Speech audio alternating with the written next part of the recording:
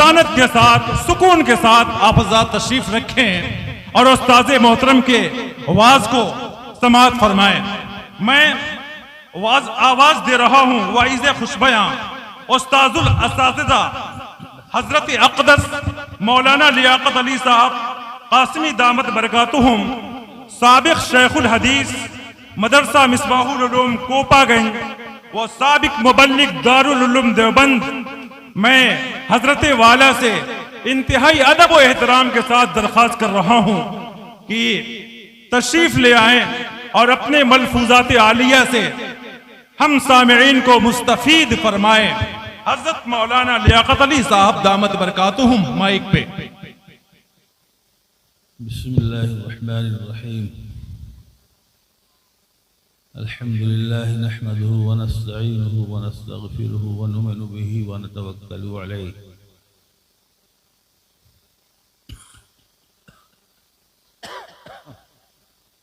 ونعوذ باللہ من شرور انفسنا ومن سیئات اعمالنا، من يهدي الله فلا مضل له ومن يضلل فلا هادي له، ونشهد أن لا إله إلا الله وحده لا شريك له، ونشهد أن سيدنا وشفينا وسندنا ومولانا محمدا عبده ورسوله،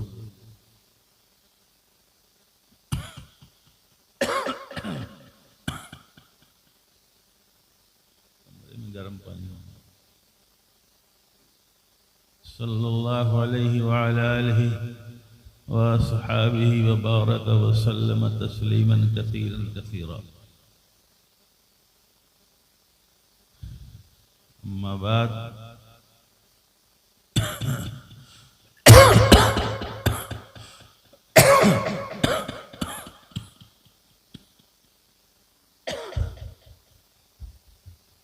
فأعوذ بالله من الشيطان الرجيم، بسم الله الرحمن الرحيم، اقرأ باسم ربك الذي خلق، خلق الإنسان من علق، اقرأ وربك الأكرم الذي علم بالقلم، علم الإنسان علم الإنسان ما لم يعلم۔ ڈھکن دو، ڈھکن آپ کھا پہ نہیں، اس میں پینا ہے، پینا بھی نہیں، بس۔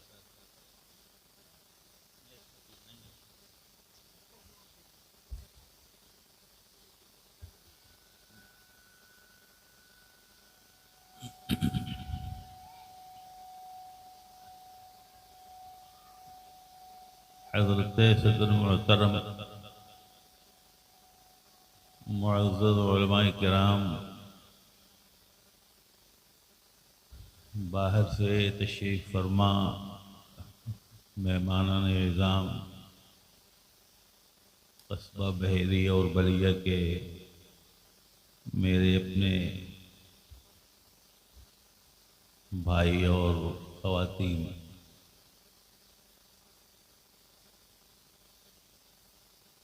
یہ میری حاضری آپ کی اس مدرسے میں پہلی بار نہیں ہوئی ہے۔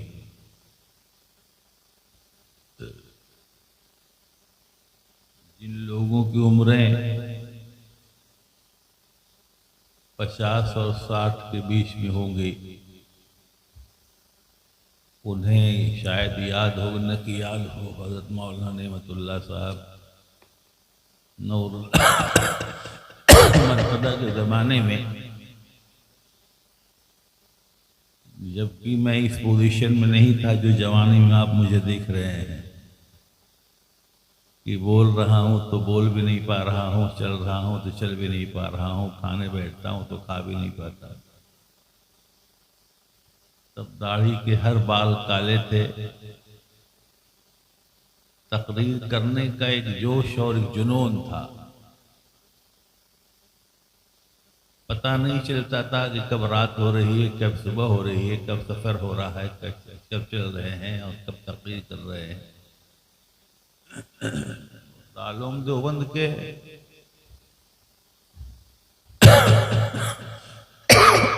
دور میں جبکہ 1.5 سال میں نے وہاں گزارے تھے۔ وہ دور تو کچھ عجیب ہی دور ہوتا ہے دارالعلوم کا۔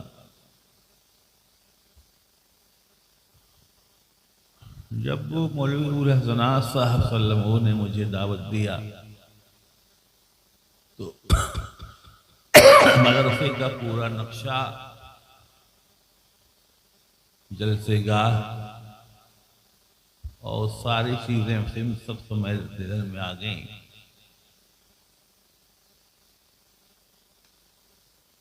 دل میں ان کی دعوت کے بعد سے ایک حوصلہ ابھرا تھا کہ برسوں کے بعد جلسے میں چل رہا ہوں،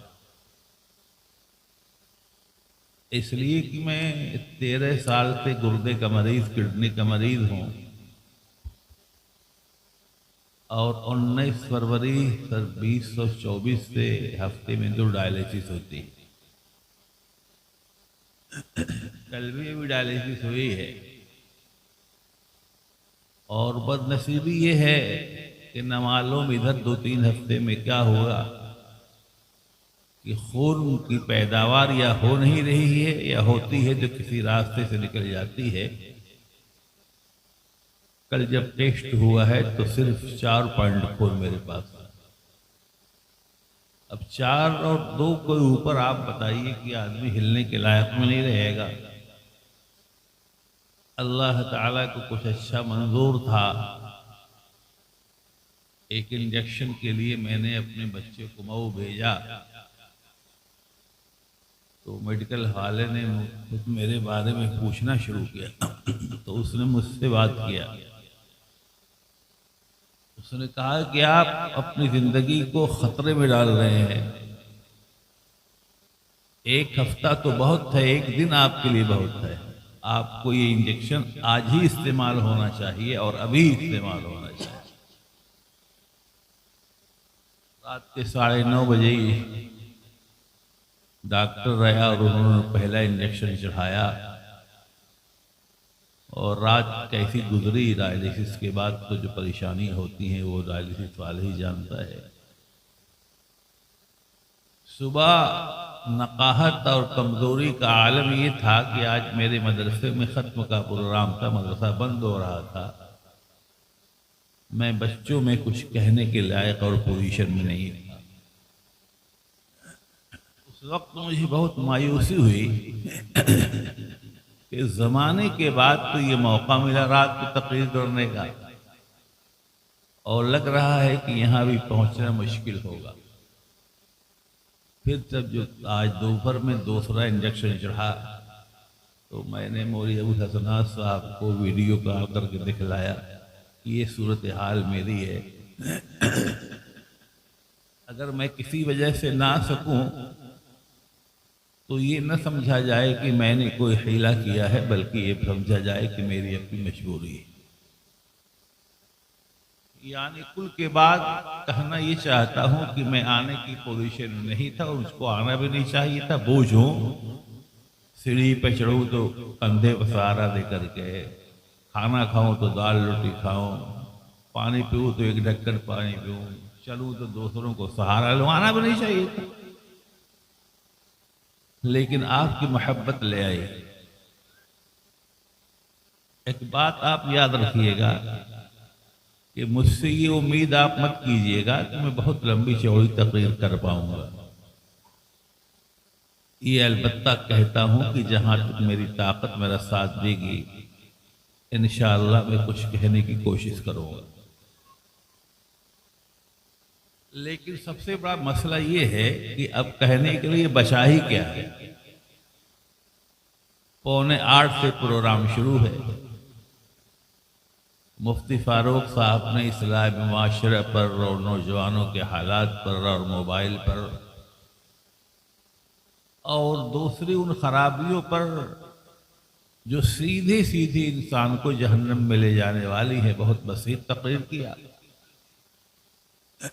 صدر اجلاس نے حفاظ اور قرآن کی عظمت کے اوپر سب بیان کر دیا۔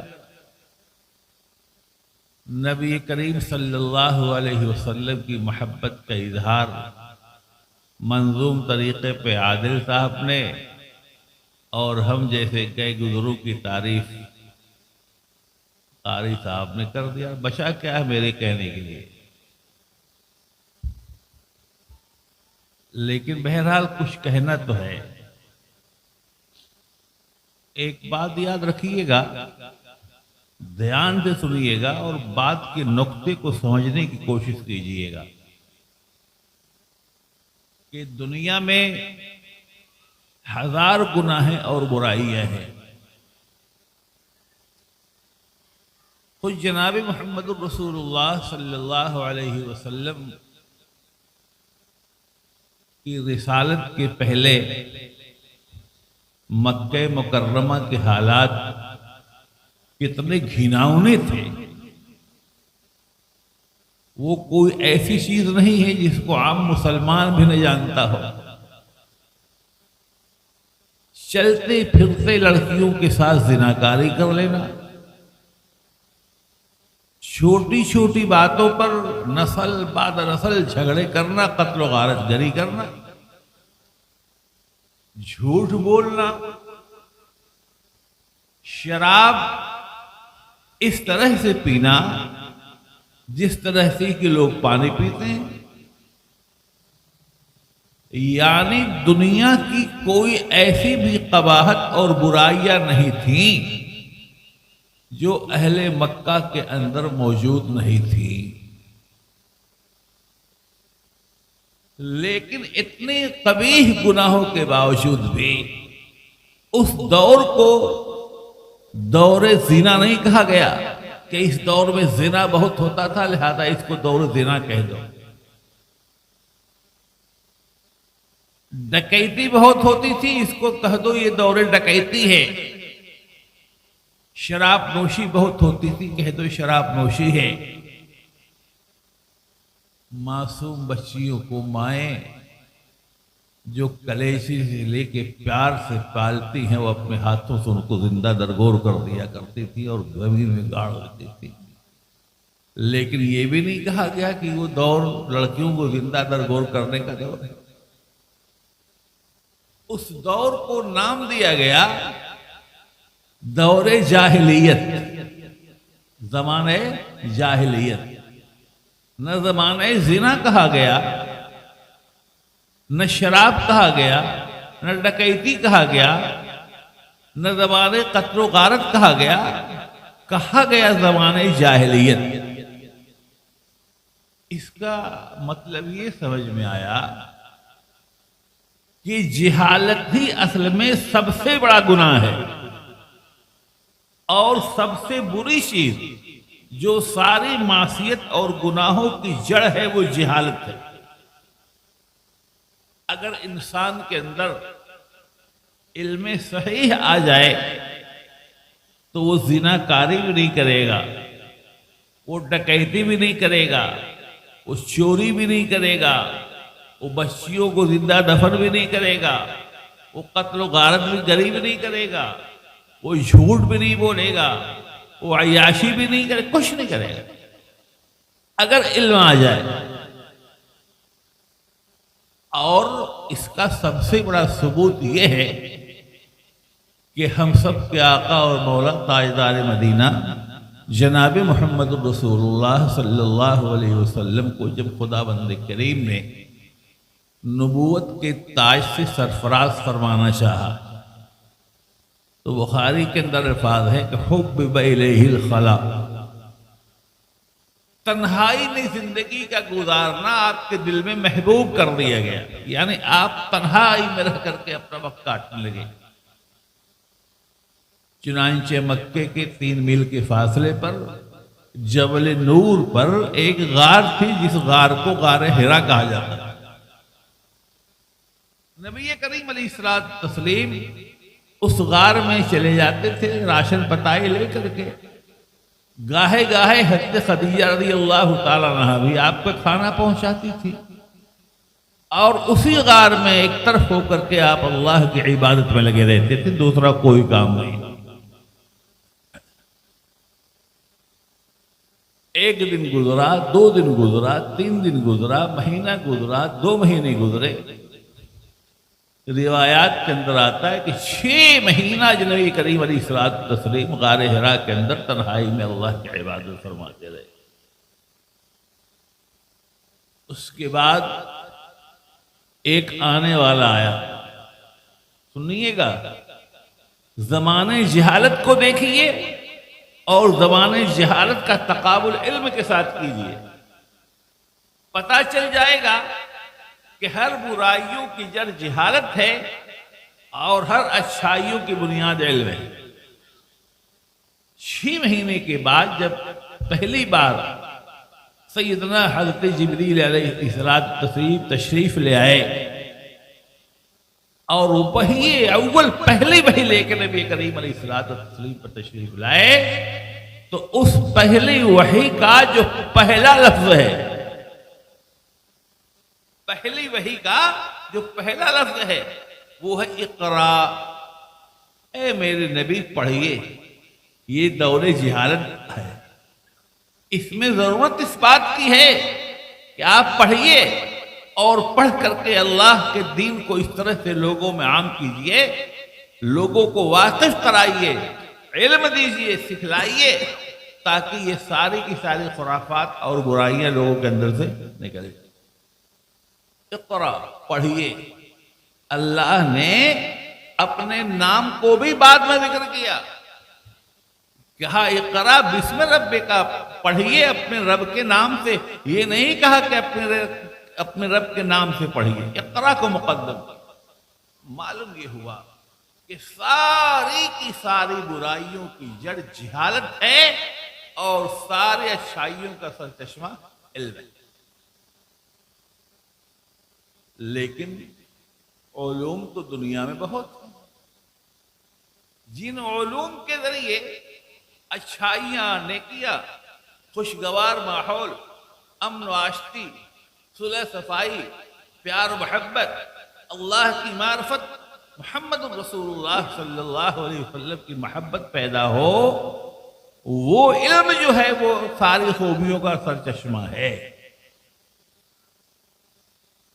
یعنی مسلمان اور مسلمان کا ایک ایک بچہ اس علم سے آراستہ اور پیراستہ ہو جو علم کی اللہ کی پہچان دلاتا ہے، جو علم اللہ کی رسول صلی اللہ علیہ وسلم کی محبت سے دل کو آشنا کرتا ہے، جو علم آخرت کی فکر دیتا ہے کہ مرنے کے بعد ہم کو اللہ کے سامنے حاضر ہو کے حساب و کتاب دینا ہے، جو رہنمائی کرتا ہے کہ حرام کیا ہے، حلال کیا ہے، جو بتاتا ہے کہ کون سی عورت جائز ہے، کون سی عورت ناجائز ہے، جو بتاتا ہے کہ باپ بیٹی کا اور بیٹے بھائی بھائی کا رشتہ کیا ہے. وہ علم قرآن اور سنت کا علم ہے. قرآن اور سنت کا علم ہے. یہ علم قرآن سنت سکھلایا کہاں جاتا ہے؟ یہ ایک ایسا موٹا سا سوال ہے جس کا جواب آپ سب جانتے نہیں جانتے. بولیے نا، کہاں سے کہا جاتا ہے؟ زور سے بولیے، کہاں سے کہتے ہیں؟ مدرسوں. معلوم یہ ہوا کہ جو ساری خوبیوں کا سرچشمہ ہے، سرچشمہ ہدایت ہے، اس علم کو سیکھنے اور سکھانے کی جگہ یہ مدارس ہے.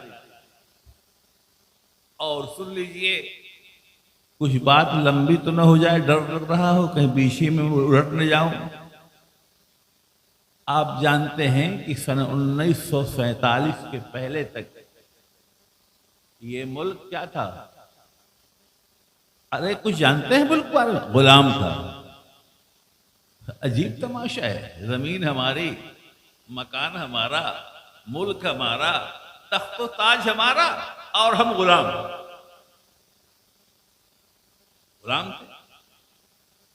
صرف اور صرف علماء حق کی قربانیوں اور مسلمانوں کی قربانیوں کی وجہ سے یہ ملک آزاد ہوا ہے. آج کوئی صداقت کو تسلیم کرے نہ کرے، لیکن سچائی بہرحال ہی. ملک آزاد ہوا، قتل و غارت گری مچی، لاکھوں مسلمان شہید کر دیے، عورتیں بیوہ ہو گئیں، بچوں کے کھانے کا ٹھکانہ نہیں، رہنے کا مکان نہیں، انگریز بہت شاطر قوم ہے، بہت شاطر قوم ہے. اس نے یہاں بھی اپنی شاطرانہ چال چلی. خوب سمجھیے، کوشش کیجیے، کہہ رہا ہوں. اس نے یہاں بھی شاطرانہ چال چلی. اور وہ خواتین جن کے شوہر ملک کے لیے شہید کر دیے گئے تھے، وہ معصوم بچے جن کے باپ کو شہید کر دیا گیا تھا، جن کے نتیجے میں وہ یتیم ہو گئے تھے، وہ بے گناہ بچیاں جن کے سر سے ماں اور باپ کا سایہ اٹھ گیا تھا، ان کو انگریز نے تلاش کرنا شروع کیا. گھر گھر جا کے تلاش کرنا شروع کیا اور بیواؤں سے کہا یہ تمہارے بچے جاہل رہ جائیں گے، ان بچوں کو ہمیں دو، ہم ان کو لے جائیں گے، ان کو پڑھائیں گے. مقصود ان کو پڑھانا نہیں تھا، ان کو ایمان سے بے ایمان کرنا تھا. ان کو انہیں انگریز اور عیسائی بنانا تھا. سارا خرچ اس کا ان کا ہم برداشت کریں گے. آدمی مجبوریوں میں آنے کے بعد بہت کچھ کر لیتا ہے. نہ معلوم کتنے اس طرح کے عورتیں اور بچے رہے ہوں گے جو عیسائیوں کے دامے فریب میں آ گئے. جب ہمارے علماء نے، حضرت مولانا محمد قاسم نانوتوی رحمۃ اللہ علیہ نے، حضرت گنگوہی نے اور دوسرے اکابر نے یہ دیکھا کہ اس طرح سے ملک میں مسلمانوں کا ایک بہت بڑا طبقہ عیسائی بن جانے والا ہے، تو عیسائیوں کے اس دام فریب سے بچانے کے لیے ہمیں کیا کرنا چاہیے؟ ان لوگوں نے بھی گھر گھر کا سروے شروع کیا. جہاں کوئی بیوہ ہوتی اس سے کہتے کہ آپ اپنے بچوں کو ہمیں دیجئے، ہم انہیں پڑھائیں گے، انہیں کپڑا دیں گے، ان کو خوراک دیں گے، ان کے رہنے کا انتظام کریں گے. اس طرح سے گھر گھر سروے کیا گیا اور ان گھناؤنے ماحول میں مدارس کا قیام عمل میں آیا اور اس کے سوا اور کوئی شکل بھی باقی نہیں تھی کہ اس وقت مسلمانوں کو مسلمان کیسے باقی رکھا جائے. صرف ایک ہی شکل تھی کہ مدارس قائم کیے جائیں. مدارس قائم کیے گئے، دارالعلوم قائم ہوا، مظاہر قائم ہوئے، گاؤں گاؤں کے اندر مکاتب کا جال بچھایا گیا. اور یاد رکھیے گا، جس گاؤں کے اندر مکتب ہوگا، جہاں قرآن پاک کی شد بدھ ہوگی، وہاں کے بچے کچھ دین کے بارے میں واقفیت رکھیں گے، انشاءاللہ وہاں ارتداد نہیں پیدا. وہ اپنی جان اور اپنے مال کی حفاظت کریں. ان حالات میں یہ مدارس قائم ہوئے تھے. اور میں آپ کو صاف صاف کہہ رہا ہوں، بہت شارٹ میں کہہ رہا ہوں، میری طبیعت اس لائق نہیں ہے کہ آج بھی اس وقت سے کچھ حالات بہت بہتر نہیں ہیں. پورے ملت اسلامیہ کے مخالفین، چاہے وہ یہود ہوں، چاہے نصارہ ہوں، چاہے برادران وطن ہوں، سب کی ایک منظم سازش ہے کہ کسی نہ کسی طرح سے ایسے حالات پیدا کر دو کہ مسلمان اپنے دین سے بیگانہ ہو جائے اور اپنا دین چھوڑ دے اور مرتد ہو جائے. مسلمان ہے کہ آنکھ بند کیے پڑا ہے اور یہ سوچ رہا ہے کہ میں نے اپنی جوان بچی کو مخلوط کالج میں داخل کر کے بہت بڑا کمال کر لیا، بہت بڑا کمال کر. میں نے اپنی جوان بیٹی کو کسی ایسے اسکول میں بھیج کر کے جہاں پہ لڑکے لڑکی کھلے بندوں ایک ساتھ گھومتے ہو، بہت بڑا کمال کر لیا. خدا پاک کی قسم کہہ رہا ہوں، تمہاری بچی کا ایمان خطرے میں ہے. چنانچہ آج اگر آپ اس کی تہ میں پڑیں گے تو ہزاروں نہیں لاکھوں مسلم بچیاں غیروں کے ہاتھوں میں جا چکی ہیں، اور وہ سب اسکول اور کالج کی دین ہے. اس لیے اے بحیرے کے لوگوں، میں آپ کو یہ پیغام دے کے جا رہا ہوں. مجھے معلوم ہے اور قریب سے معلوم ہے کہ اللہ تعالیٰ نے آپ کو دولت دیا ہے، آپ کو ہمت دیا ہے، آپ کو اس لائق بنایا ہے کہ اس مدرسے کو اور زیادہ بام عروج تک لے جائیں، اس مدرسے کی ترقی دیں، اساتذہ کا احترام اور طلبہ کو محبت کی نگاہوں سے دیکھیں، ان پڑھانے والے مولویوں کو فقیر اور بھکمنگا نہ سمجھے۔ یہ اللہ کی نگاہوں میں بڑے محبوب ترین لوگ ہیں، بڑے محبوب ترین لوگ ہیں۔ ہمارے حضرت تھانوی نور اللہ مرقدہ تو لکھتے ہیں کہ مولویوں کو تو چندہ کرنا ہی نہیں چاہیے، مدرسہ چلے مت چلے بند ہو جائے، بند ہو جائے گا اللہ تعالیٰ ہم سے نہیں پوچھیں گے، عوام سے پوچھیں گے کہ دولت تمہارے پاس تھی تو یہ مدرسہ کو مدد کرتا۔ اس لیے اس بات کی ضرورت ہے کہ دین کے صحیح نقوش کو حاصل کرنے کے لیے اور اپنے ایمان کی حفاظت کی خاطر خوب یاد رکھنا، میں ایک بات کہہ کے جا رہا ہوں، اگر خدا نہ خواستہ ہماری اور آپ بے اتنائی سے کوئی مرتبہ بند ہوتا ہے تو پھر وہ قوم مرتد ہونے سے بچے گی نہیں، اور آنے والی نسل مسلمان واقعی نہیں ہو پائے گی، اور یہ ساری ذمہ داری ہماری اور آپ کی ہوگی۔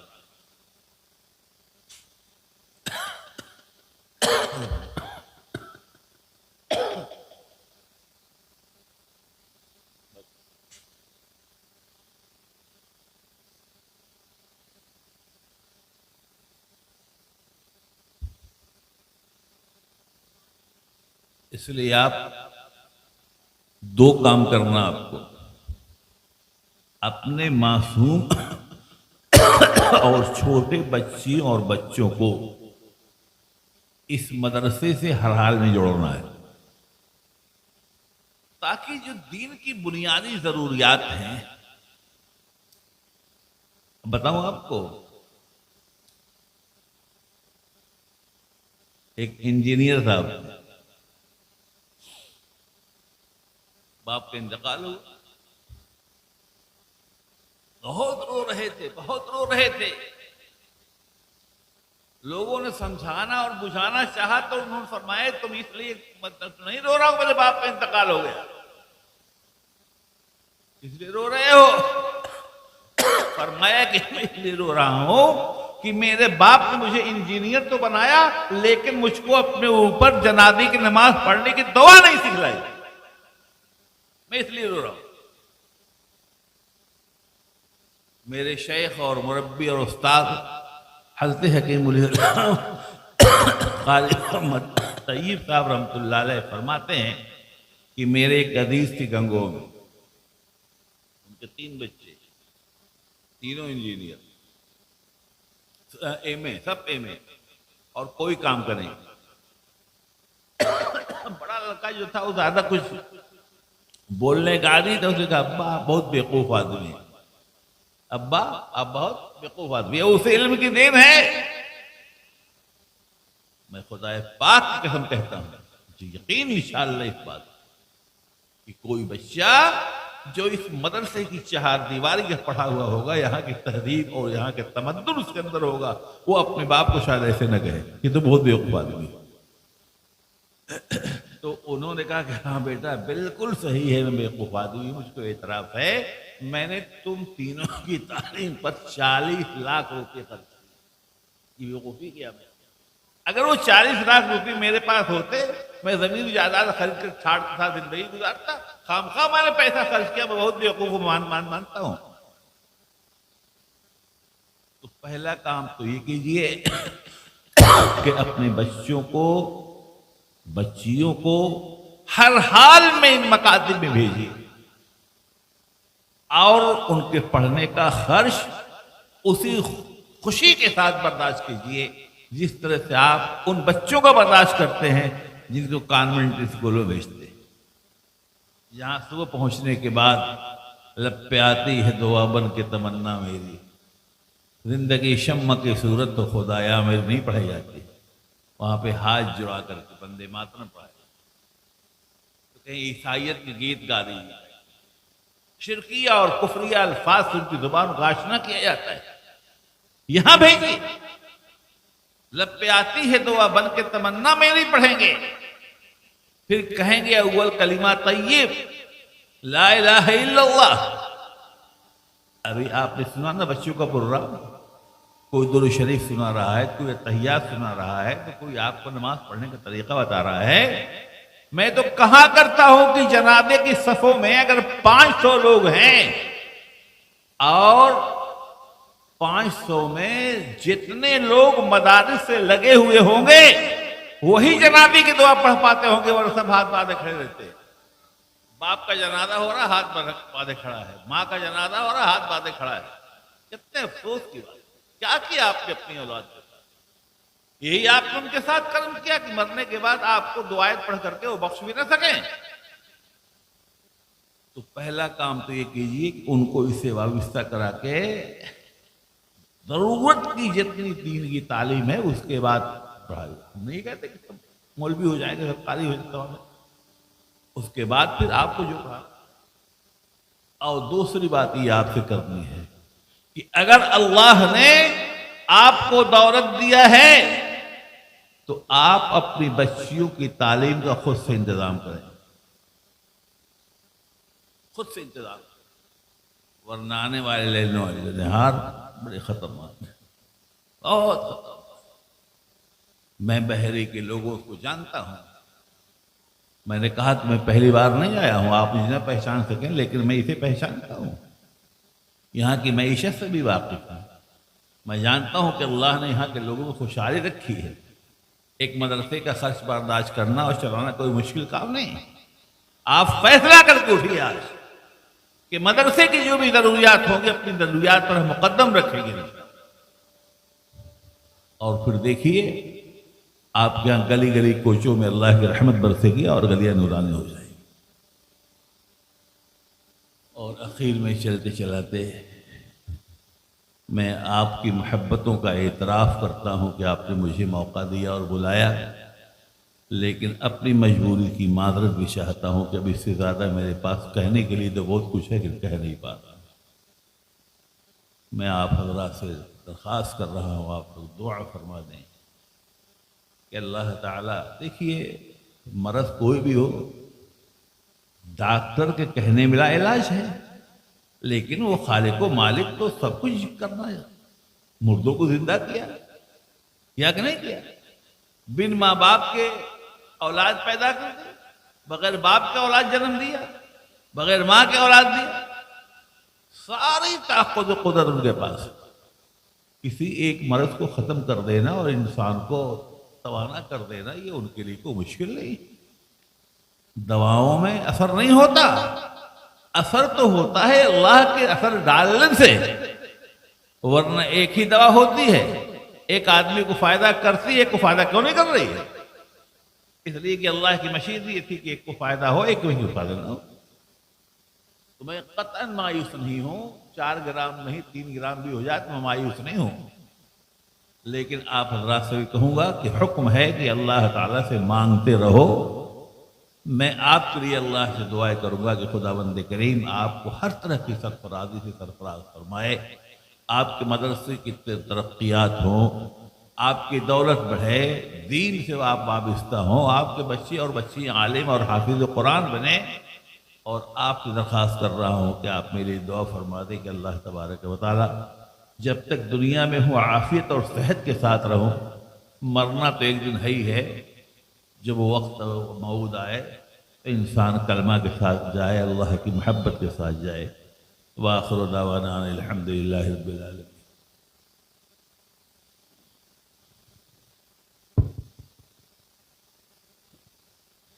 محترم حضرات،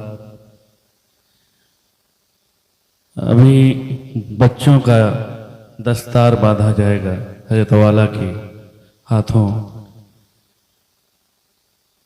اس سے قبل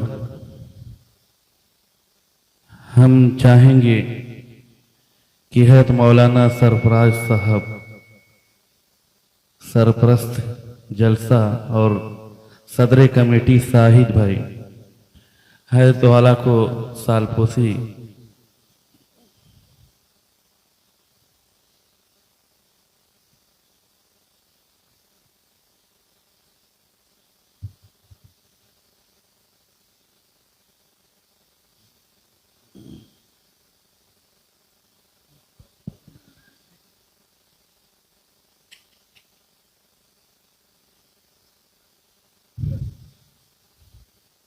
حاضرین محترم، مولانا کے پرتاثیر آواز کے ساتھ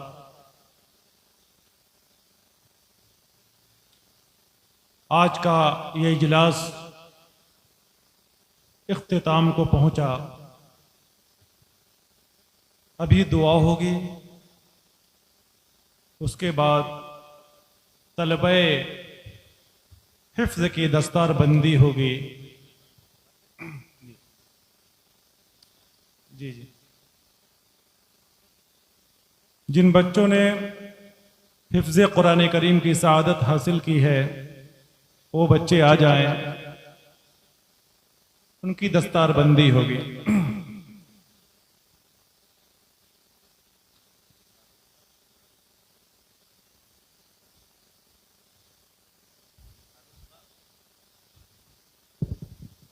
حضرت مولانا مفتی فاروق صاحب، مفتی عمر فاروق صاحب بھی تشریف لے آئیں۔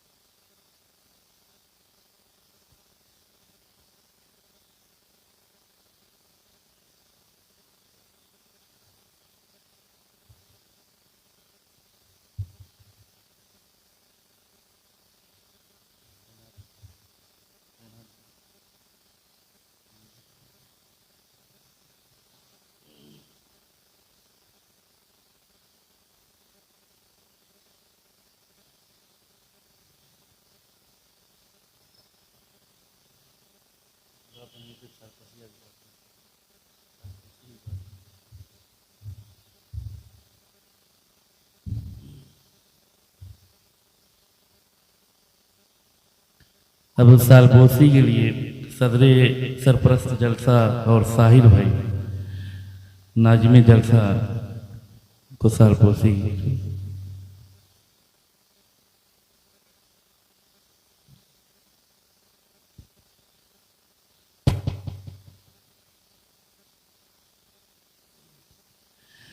اب اس کے بعد ہمارے مدرسہ انوار العلوم کے مدرسین حضرات حافظ فیروز صاحب، حافظ ارشد صاحب، ماسٹر طاہر صاحب، ماسٹر حبیب صاحب اور ماسٹر شکیر صاحب، ان حضرات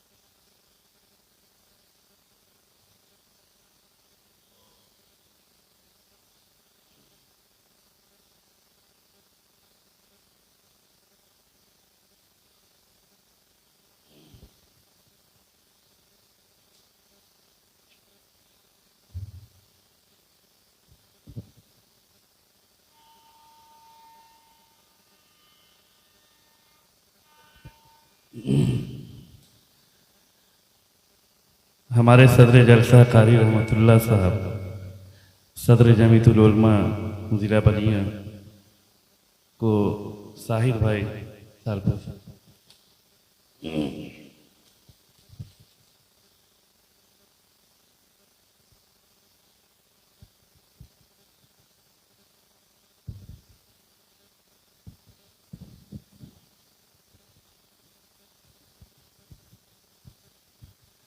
सरबस जलसा हजरत मौलाना सरफराज साहब को बदस्ते मौलाना लियाकत अली साहब के हाथों 7 साल पोसी किया जाएगा।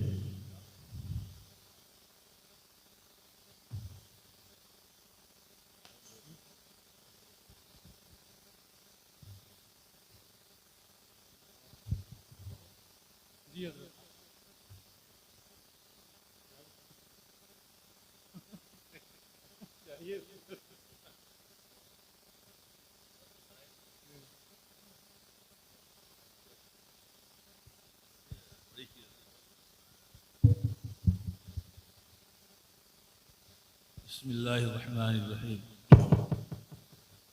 أعوذ بالله من الشيطان الرجيم بسم الله الرحمن الرحيم الحمد لله رب العالمين الرحمن الرحيم مالك يوم الدين وإلهكم إله واحد لا إله إلا هو الرحمن الرحيم بسم الله الرحمن الرحيم الف لام ميم الله لا إله إلا هو الحي القيوم وعانت الوجوه للحي القيوم اللهم صل على سيدنا وشفينا وسندنا وحبيبنا ومولانا محمد وبارك وسلم اللهم أنت السلام وأنت السلام وإليك يرجع السلام حينا ربنا بالسلام وادخلنا دار السلام تبارك وتعالى يا ذا الجلال والإكرام رب اجعل لي مقيم الصلاة ومن ذريتي ربنا وتقبل دعاء ربنا اغفر لي ولوالدي وللمؤمنين يوم يقوم الحساب ربنا آتنا في الدنيا حسنة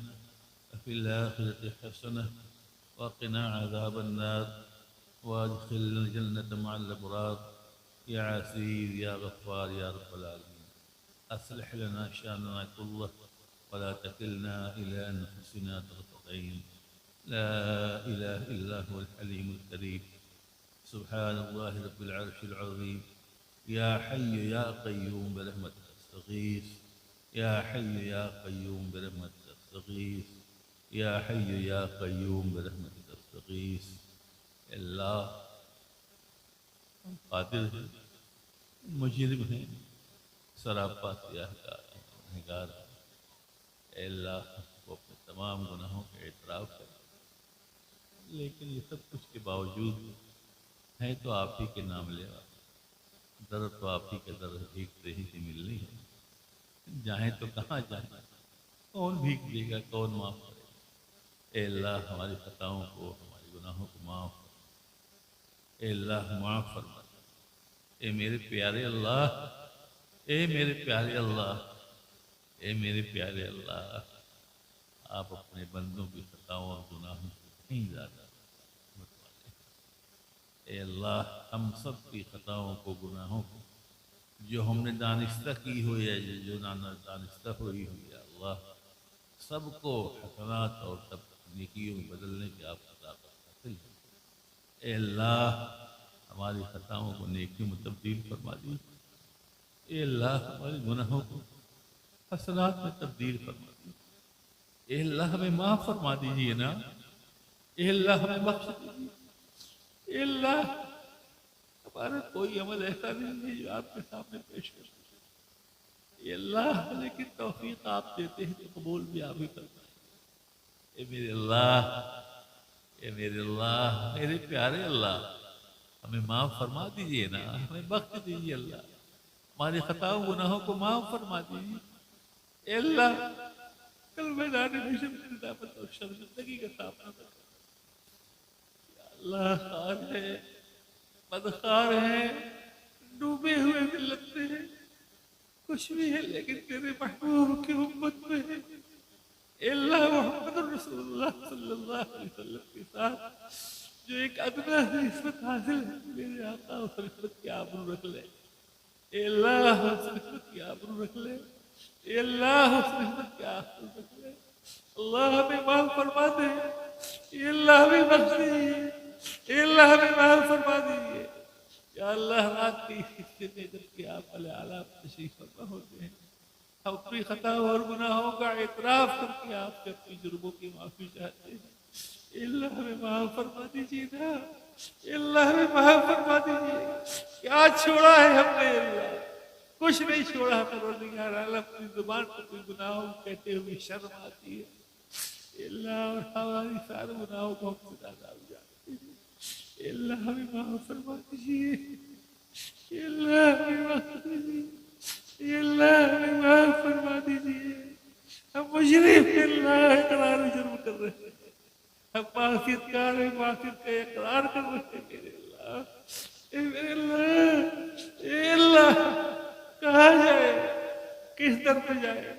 ہر جگہ ٹھوکر مارے جائیں گے، در تو بس ایک الہی در ہے، ملنا تو یہی سے ہے، مغفرت ہونی ہے تو یہی سے ہونی ہے۔ اے اللہ، اے اللہ میرے پیارے اللہ، میرے پیارے اللہ، آپ ہم سے راضی ہو جائیے، اے اللہ ہم سے راضی ہو جائیے، اپنے حبیب جناب نبی کریم صلی اللہ علیہ وسلم کو راضی فرما دیجیے، ہمارے دلوں میں اپنے اپنے اپنے حبیب کی محبت پیدا فرما دیجیے، اے اللہ محبت پیدا فرما دیجیے، اے اللہ ہم جب تک دنیا میں رہے، اے اللہ ایمان کے ساتھ رہے، اے اللہ جب وقت موت آ جائے ایمان کے ساتھ ہی اٹھائیے گا میرے اللہ، وہی اصل کامیابی ہے میرے آقا، ایمان کے ساتھ اٹھائیے گا، اے اللہ ایمان کے ساتھ اٹھائیے گا، اے اللہ، اے اللہ ایمان کے ساتھ اٹھائیے گا، اے اللہ قبر کی تنگی اور قبر کے عذاب کو اٹھائیے گا، اے اللہ حشر کی ندامت اور ذلت کو اٹھائیے گا، اے اللہ محمد رسول اللہ صلی اللہ علیہ وسلم کے سامنے کلمہ دار حشر میں رسوا اور ذلیل اللہ ہونا پڑے، اے اللہ آقا کی نگاہیں اگر پھر گئی تو ہم کہیں کے نہیں رہ جائیں گے پروردگار عالم، اے اللہ جناب نبی کریم صلی اللہ علیہ وسلم کی شفاعت کبریٰ نصیب فرما دے، شفاعت کبریٰ نصیب فرما دے، اے اللہ بلا حساب و کتاب کو کہ ہم سب کے لیے جنت کے راستے صاف فرما دے، اے اللہ ہمارے والدین کی مغفرت فرمائیے، ہمارے اساتذہ کی مغفرت فرمائیے، ہمارے احباب کی مغفرت فرمائیے، سارے مسلمانوں کی مغفرت فرمائیے، اے اللہ انوار العلوم اور دوسری جو دینی مدارس ہندوستان میں قائم ہے، اے اللہ ان کو شر سے، فتنے سے، نظر بد سے ظاہری اور باطنی محفوظ فرمائیے، اے اللہ ان کی ترویج ترقی کے راستے تو غیب سے کھول، یا اللہ لوگوں کے دلوں میں ان مدرسوں کی عقیدت و احترام پیدا فرما دے، یا اللہ اہل بحیری کو اس بات کی توفیق دے دے کہ اس مدرسے کی ضرورت کو اپنی ضرورت سمجھیں اور خوب تن من دھن قربان کر کے مدرسے کو ترقیات کے راستے پر لے جائے، اے اللہ آج کی جلسے کو اپنے کرم کے قبول فرما لیجیے، توفیق تو آپ نے دی ہے تو قبول کون کرے گا، اے اللہ قبول فرما لیجیے، علماء کی احمد کو بیان کرنے کو، عوام کی احمد کو، سب کو قبول فرما لیجیے، اے اللہ، اے اللہ میں اپنی شفا اور صحت کی آپ سے درخواست کر رہا ہوں، اے اللہ مجھے شفائی کامل اور صحت کامل نصیب فرما دیجیے، اس لیے سارے آزاد بعد حاضر ہوا مولا، جو کچھ ممکن ہو سکا اپنی زبان سے کہا، اے اللہ تو اس کو اپنے کرم سے ہی قبول فرما لیجیے گا، اے اللہ اس میں بدنیتی ہو تو اس کو نیک نیتی بدل دیجیے گا، اخلاص کی پاکا پیب کر بنا دیجیے گا، اللہم انا نسألک من خیر ما سألک من نبیک محمد صلی اللہ علیہ وسلم، اللہم انا نعوذ بک من شر ما استعاذ منه نبيك محمد صلى الله عليه وسلم، ربنا تقبل منا انك انت السميع العليم وتب علينا انك انت التواب الرحيم، صلى الله تعالى على سيدنا محمد وعلى اله واصحابه واهل بيته وذرياته اجمعين برحمتك يا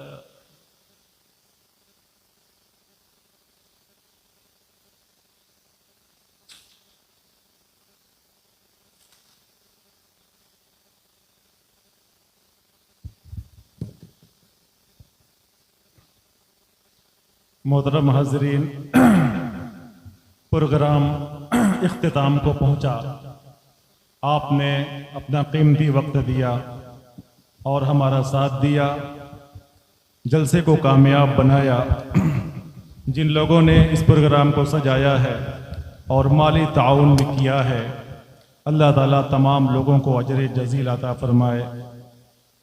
और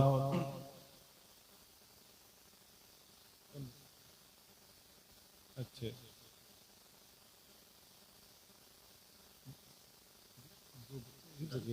अच्छे हाज़रीन मोहतरम, जिन बच्चों ने कुरान हिफ्ज़ किया है उनको इनामात से नवाजा जाएगा। वो बच्चे हज़रत मौलाना लियाकत अली साहब के हाथों अपना अपना इनाम हासिल करें।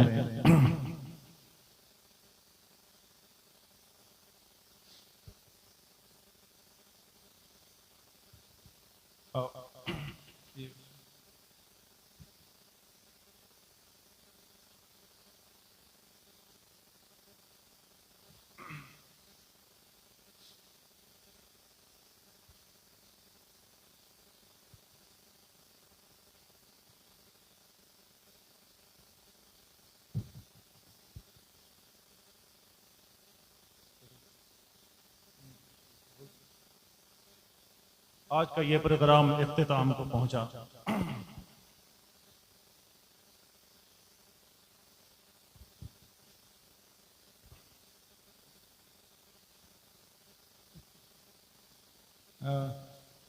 आज का ये प्रोग्राम मुकम्मल हो चुका है। आप अपने घरों को तशरीफ ले जा सकते हैं।